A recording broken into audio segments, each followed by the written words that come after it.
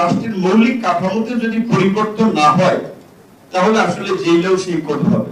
আমাকে মানে তাদের ব্যক্তিগত ক্ষোভ, বিসিএস যে অফিসার, এসপি, এডিসি, তাদের যে মানে সরি টু সে আপনাদের বোঝার জন্য যে শালা তুই শেখ হাসিনার গালিগালাজ করস কেন, কিন্তু মির্জা ফখরুলের যে বড় নেতা, বঙ্গবন্ধুর বাকশাল দিয়ে সমালোচনা করে বেটা বঙ্গবন্ধু জাতির পিতা, মানে ব্যক্তিগত একটা আক্রমণ যে কেন আমি সরকারকে নিয়ে, শেখ হাসিনা, বঙ্গবন্ধুকে নিয়ে সমালোচনা করি। এবং একটা পরিস্থিতি হচ্ছে পার্থক্য দেখেছে যে ওখানে একজন এডিসি ছিল, এডিসি অ্যাডমিন নাম শাহিন শাহ চাঁদপুর বাড়ি, তিনি আসলে সমস্ত ওখানকার সিনিয়র লিডার তটস্থ হয়ে যেত, বিকজ তার যে আচরণ, বিহেভিয়ার, তখন পার্থবাহী মানুষজন বলতে পারে তুই খাতার নিচে যা, ওইদিকে থাক, তোরে ডাকবে, কারণ এই আমাদেরকে দুই তিনবার করে ডেকে নিচ্ছিল এবং নিয়ত ওই যে টর্চার এবং ঝুলানো। আমি তো এটা ফার্স্ট এক্সপিরিয়েন্স হয়েছি। আমি যখন বুঝতে পেরেছি আসলে ছাত্র দল, যুব দল, জামাত, শিবির যারা 15 বছরে এই রিমান্ড এবং এই অত্যাচার, নির্যাতন সহ্য করেছে, তারা কি পরিস্থিতির মধ্যে দিয়ে গেছে আল্লাহ জানে। তো এই অত্যাচার, নির্যাতনের গল্প মোটামুটি সবাই অনেক কিছু এখন এক্সপোজ হচ্ছে, জানেন আয়নাগরের মতো কাহিনী। রেজওয়ান আপা বলেছে আয়নাগর থাকবেন, এটা রেজওয়ান আপা বলেছেন। ওনাদের গভর্নমেন্ট হচ্ছে ইন্টারিম গভর্নমেন্ট, পারফরম্যান্স বেস, ওনাদের অটো রিনিউয়াল কিংবা রিনিউয়াল হবে, কতদিন থাকবে সেটা আমরা জানি না। সে বলেছে থাকবে, পরবর্তী পলিটিক্যাল গভর্নমেন্ট আসলে আদৌ যারা আসলে আপনার এই আয়নাঘর মানে শেষ করে কিনা সেটা আমরা জানি না।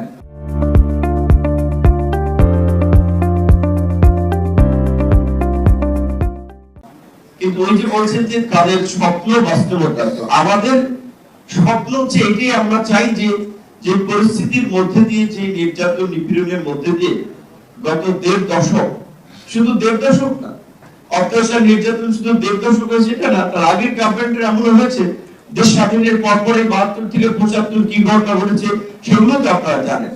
সুতরাং বাংলাদেশের গত 53 বছরের নির্যাতন, নিপীড়ন, নিষ্পেষণ হয়েছে, হয়তো গত 15 বছর সেটা প্রকট আকার ধারণ করেছে।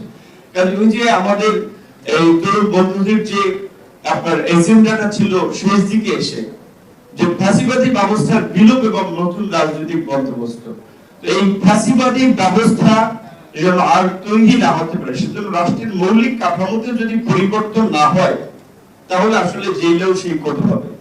এখানে বদরুল আলম মজুমদার সাহেব আছেন, তারা একটা ইনক্লুসিভ পার্লামেন্টের জন্য অনেক আগে থেকে, এখন তিনি দায়িত্ব পেয়েছেন, তার আগে থেকেই সংখ্যানুপাতিক নির্বাচনের কথা বলছেন।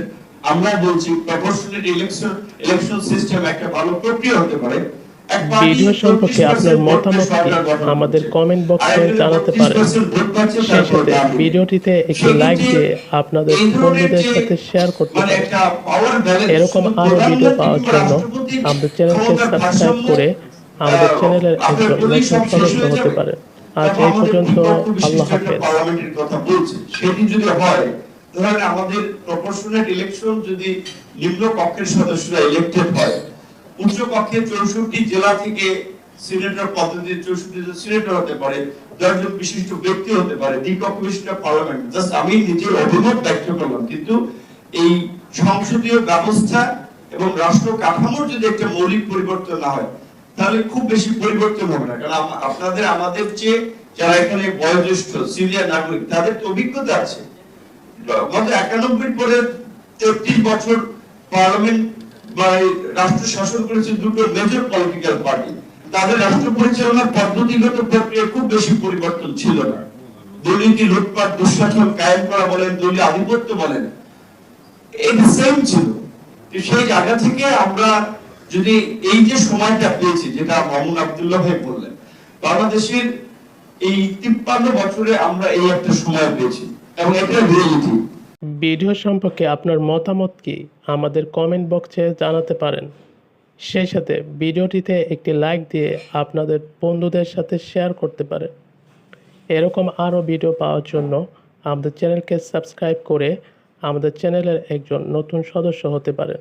আজ এই পর্যন্ত, আল্লাহ হাফেজ।